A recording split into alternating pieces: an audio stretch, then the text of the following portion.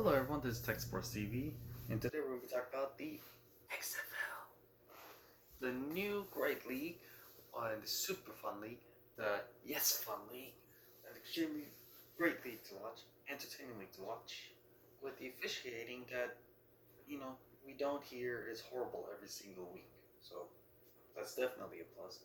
And today we're going to be ranking the different teams from the best to the worst, or from the worst to the best, depending on how you see it. And in eighth place, the worst team, I believe, is right now the Seattle Dragons.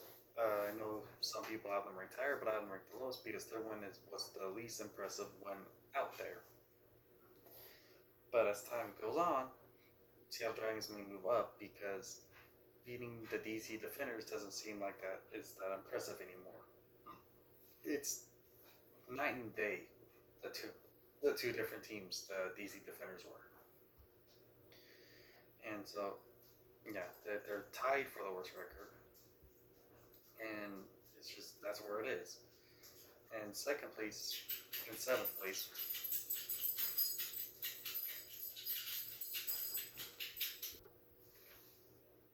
in seventh place you have, like, out of the three attack, Tampa Bay. I have Tampa Bay lower than LA because Tampa Bay's win doesn't. They both have one win. They're both over DC, but Tampa Bay's seem Tampa Bay doesn't seem as impressive as LA's because they did it after it was shut out, and it's just I don't know. It's just Tampa Bay. I'll need to see a bit more. They seem to be better against the Roughnecks, but at the same time, it looks like our defense is just that bad. And as you saw again, it just seems like our defense is that bad. When I mean that bad, they got playmakers. They make a play whenever they're needed, but they give up a shit ton of points. Okay, they just no team can just outscore us though. That's the only difference. You can outscore anyone, but our defense keeps them in the game. But they make a play when they're needed. I get that. They have 5 turnovers, but at the same time, they had 5 turnovers and they gave up 20 plus points. I think it was exactly 20 though. They gave up 20 points. Not exactly the greatest defense out there. But that's just how it is sometimes. And there's LA, and LA has just looked. I have no idea. LA is probably going to be the one that's going to move down. Tampa Bay, I have no idea where it's going to move. Seattle is probably going to move up next week. I have no idea what things are going to look like next week. These three teams, I honestly don't know which one's worse. I honestly don't know which one's a little better. I don't know what team's going up, if they're going down. I don't know about these three teams. I just know LA, I think, might be a little better than Tampa Bay right now, and Seattle is probably the worst team. And then you got New York, who's definitely going to be moving down a bit. Or maybe they seem to be. What was it? Their 2 wins were at home, their 2 losses were away. It's just they seem to be really weird teams. Their team seems to be a mess, but they're able to get wins at home. The thing is, that's definitely not enough. But they're 2-2. They're just the worst 2-2 team. The reason why I have them below DC is yes, DC beat New York. Same time, New York's looking the same way. New York and DC are looking the exact same. DC's 2 wins are at home, 2 losses are away. DC's 2 wins are at home, 2 losses are away. And when they're away, they get annihilated. And honestly, they may drop down more because from what I hear, the team isn't even healthy right now.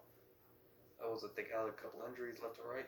So New York's was 5th, DC's 4th, and then you got Dallas sitting at 3rd. These are the 3 good teams right now. All the others are just kind of a mess. They're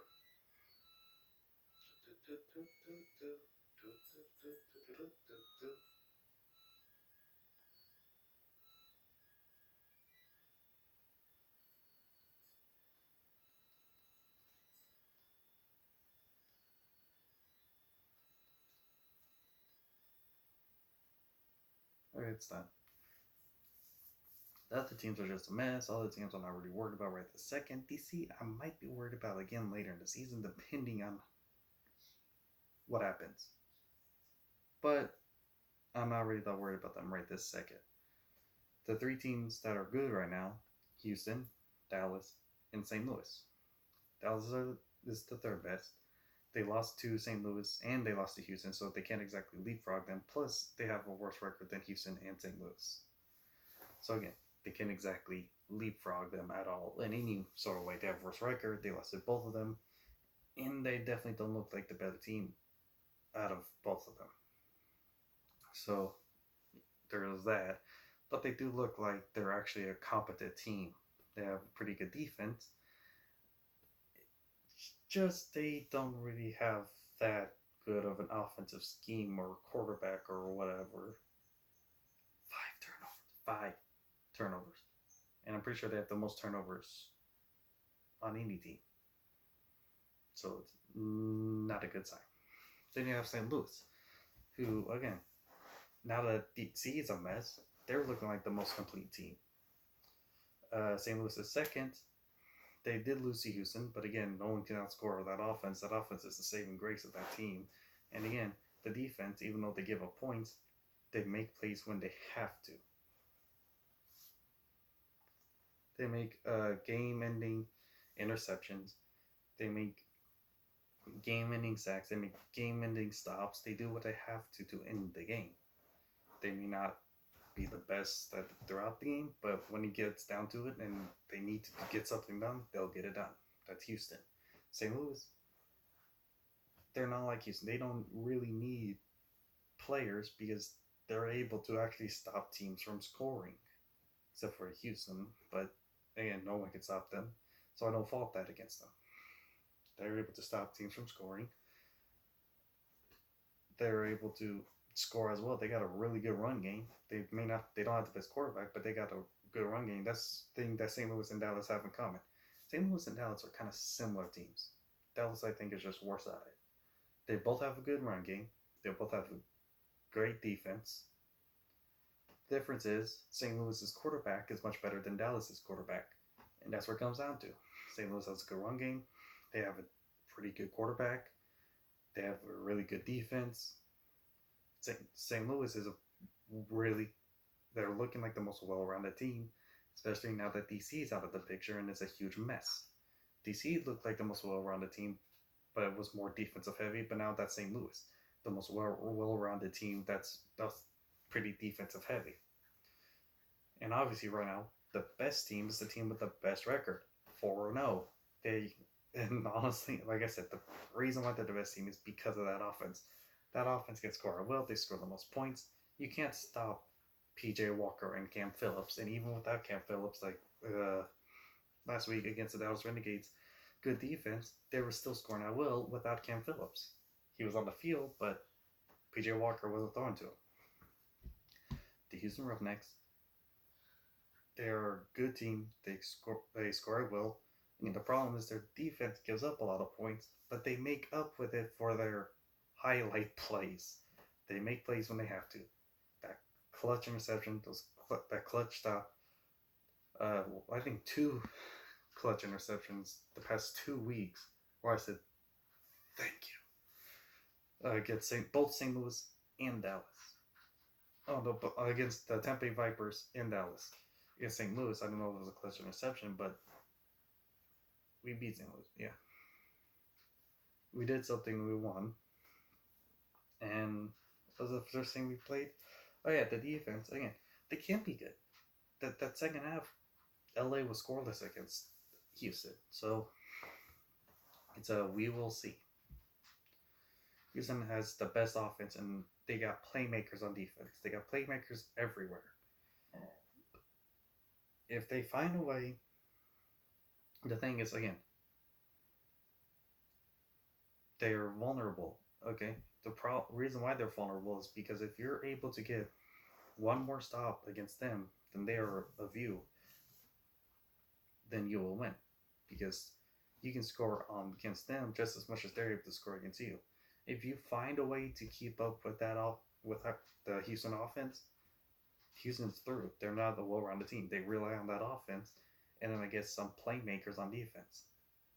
But those playmakers don't really do much, just prevent points from being scored.